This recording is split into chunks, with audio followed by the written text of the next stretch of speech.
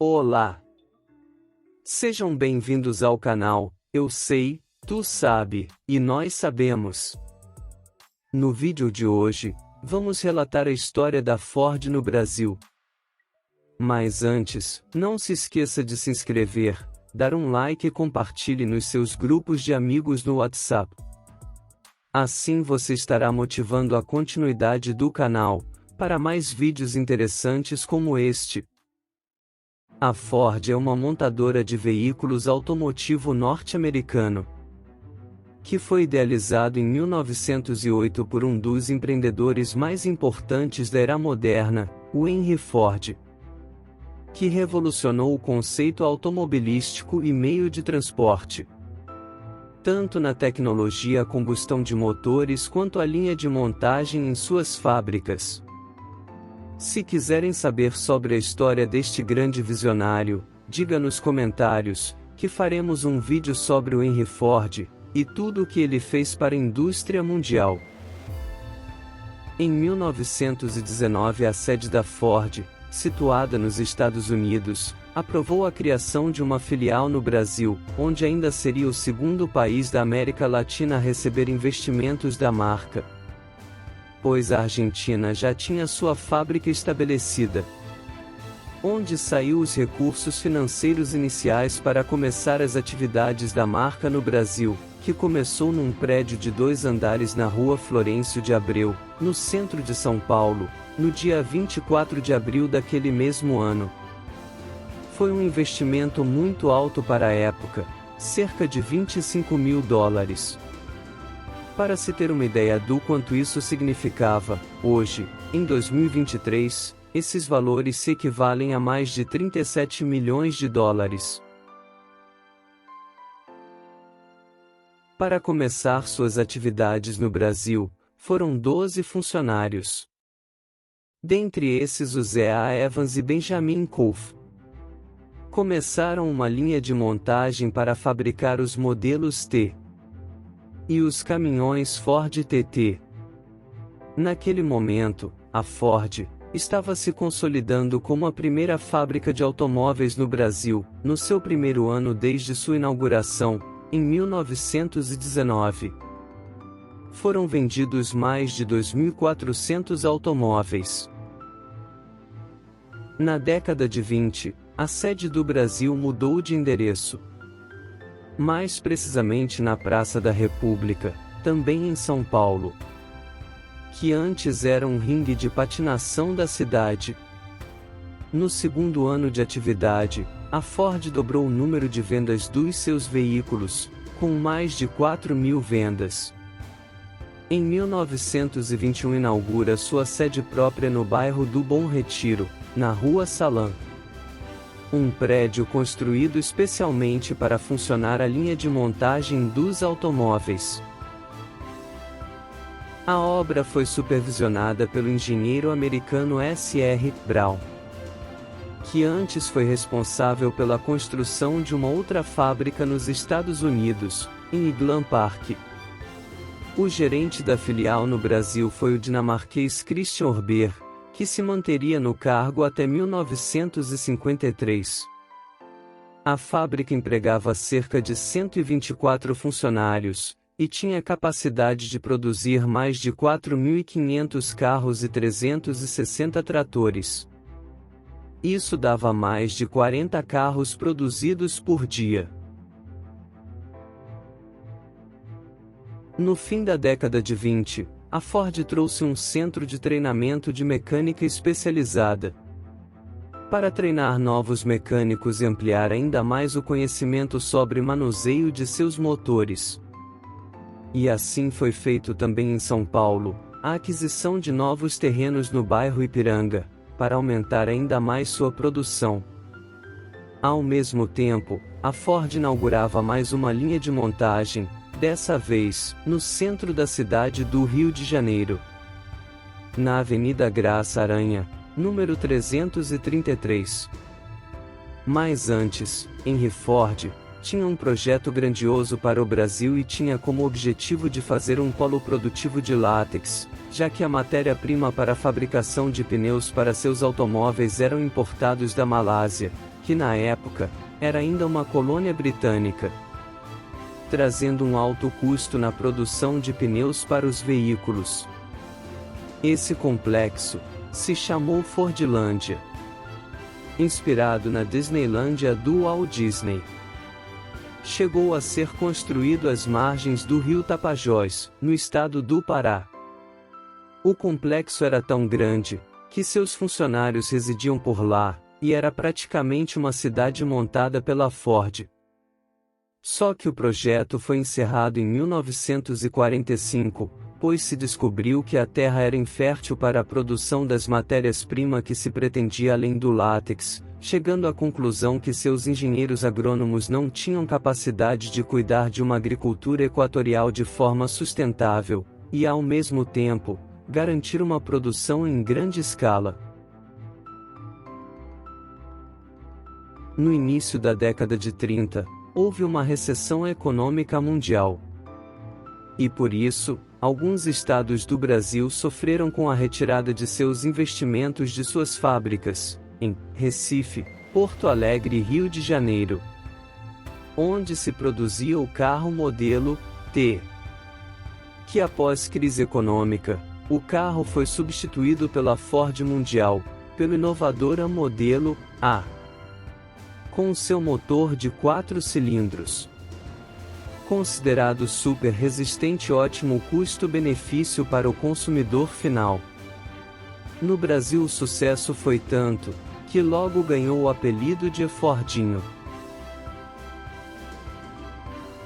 Na década de 40, após uma semi-paralisação, por causa da Segunda Guerra Mundial, o presidente do Brasil, Dutra, governo da época, retoma a importação de veículos, como os carros da Mercury, Lincoln e a própria Ford. Marcas essas que tinham muito sucesso no Brasil pela alta resistência, mas que enfrentavam a concorrência de preço com as marcas europeias, que tinham valores muito competitivos em 1946.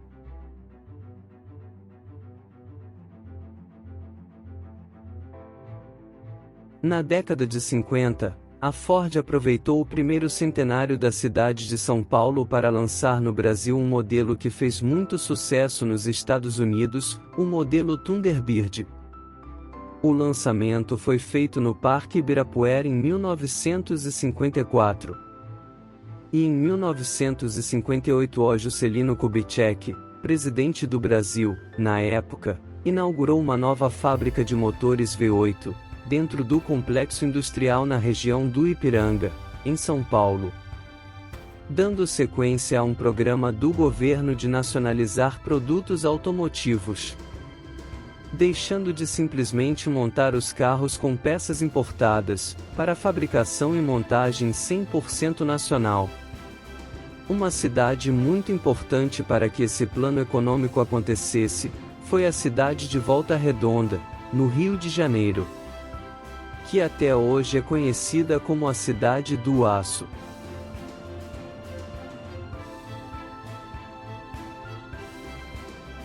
Os motores V8, fabricados aqui no Brasil, foram conhecidos como Power King, com bloco em Y, e que desenvolvia 161 HPS, equipando caminhões brasileiros da Ford. O primeiro deles foi o clássico e famosíssimo F350, com mais de 2 toneladas de capacidade de carga.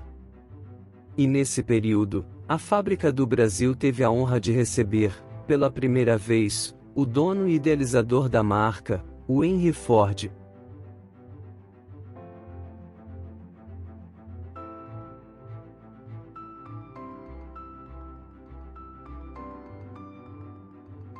Na década de 60, a Ford apresenta o primeiro caminhão com motor a diesel fabricado no Brasil, o F600. Juntamente um dos primeiros carros mais modernos já fabricado na época no Brasil, o Ford Galaxy 500, que tinha um projeto mecânico americano de motor V8 de 4,5 litros de 170 HP. No ano de 1962 a Ford comemora o carro de número 75.000 produzido no Brasil, que foi uma picape F1000. Um sucesso de vendas e marcou gerações. Em outubro de 1967, a Ford adquiriu o controle da Willys Overland do Brasil, situada no município de São Bernardo do Campo, em São Paulo. A empresa fabricava projetos excelentes como os modelos da Jeep, Rural, Picape, Aero Willys, Itamaraty, Gordini e Interlagos.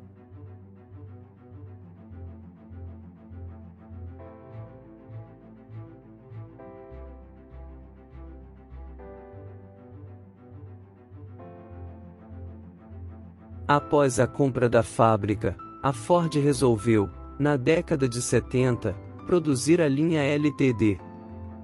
Uma fabricação limitada da versão mais luxuosa do Galichie.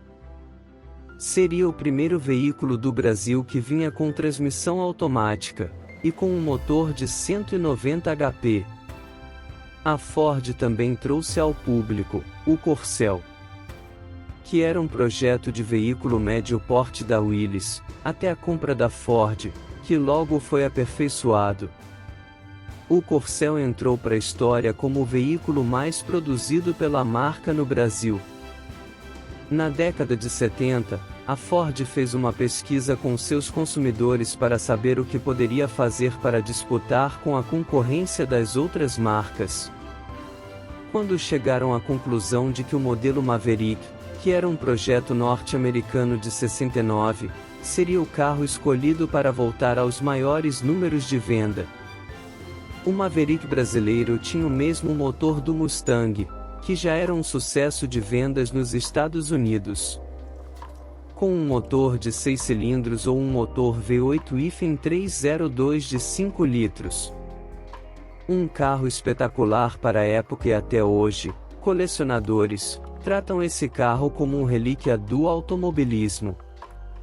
Inclusive a Ford americana não parou de fabricar, e recentemente começaram a vender modelos SUV elétricos da linha Mustang. Na década de 80, o Maverick saiu de linha após vender 108.000 unidades construídas na fábrica de Taubaté, em São Paulo. Já estava sendo equipado por um motor brasileiro de 4 cilindros 2.3 litros. A Ford do Brasil já tinha batido a marca de exportar 225.000 motores para a Europa, Canadá e até mesmo para a Argentina. Junto disso, no Brasil, a Ford lança a Pampa, uma picape com a mesma plataforma do Corcel 2, que chegou a produzir 1 milhão de veículos.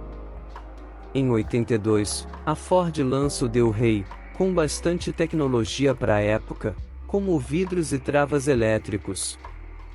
Em 84, a Ford lança do Escort, que era um carro mundial da marca e chegou a ser exportado para a Finlândia.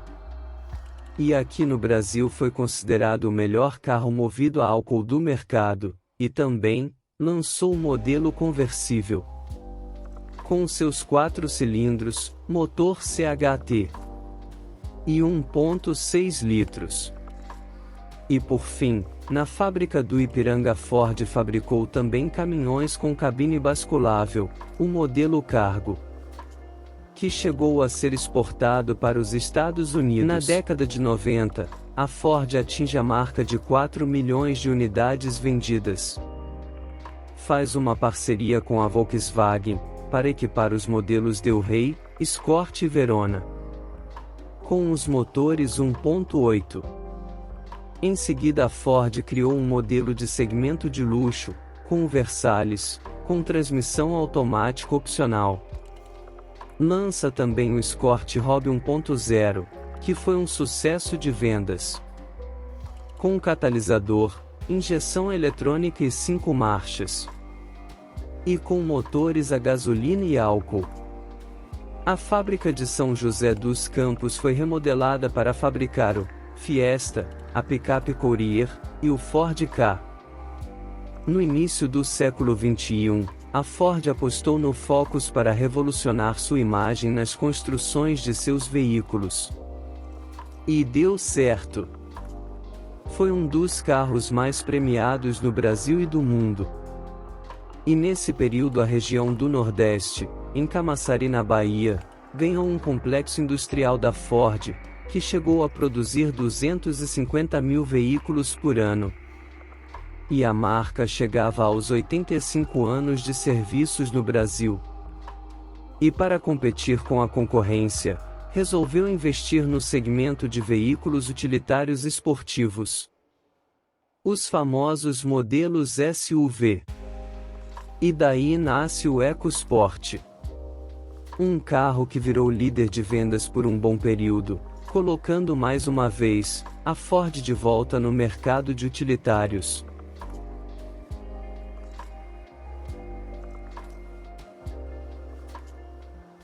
E finalmente, em 2019, a Ford anunciou que pararia suas atividades no Brasil, fechando todas as suas produções e fábricas, alegando dificuldades no cenário econômico que resultou em prejuízos enormes.